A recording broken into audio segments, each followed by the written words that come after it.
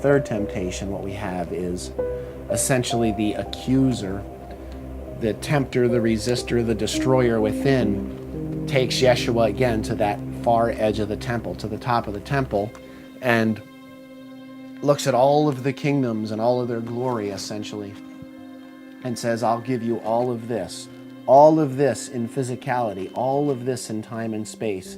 You can rule over all of it if you simply fall down and essentially worship me.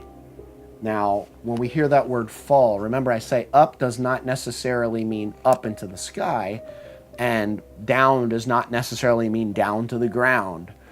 Down also could mean, much like when that temptation of Yeshua to basically jump off the temple, that edge of his own highest self into the darkest depths of his own being, down in that manner. This is a bit similar.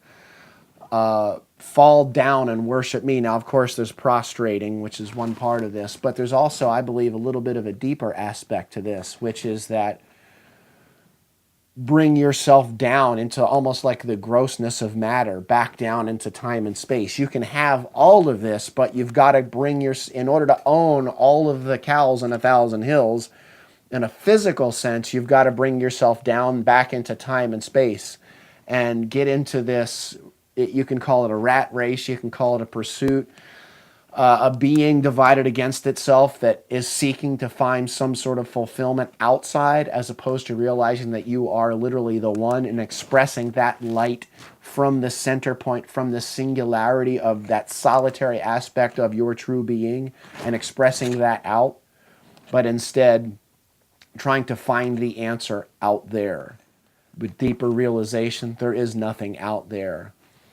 Everything that is without is actually a projection of that which is within. Everything you see in your life is being projected from your own personal little film strip, your own little projector onto the screen of your own life, onto your own consciousness. And it's actually clearing that screen, or actually, should I say, clearing the filter, cleaning out that film strip that's in the camera, and even more so, pulling the film strip out, and at least occasionally having exposure to that pure light of God. And this is what happens when we are willing to look in those deserty, dark aspects of our being, and bring the light to those places that we simply have not been taught how to bring the light to those spaces. That is when we realize true wholeness, true holiness.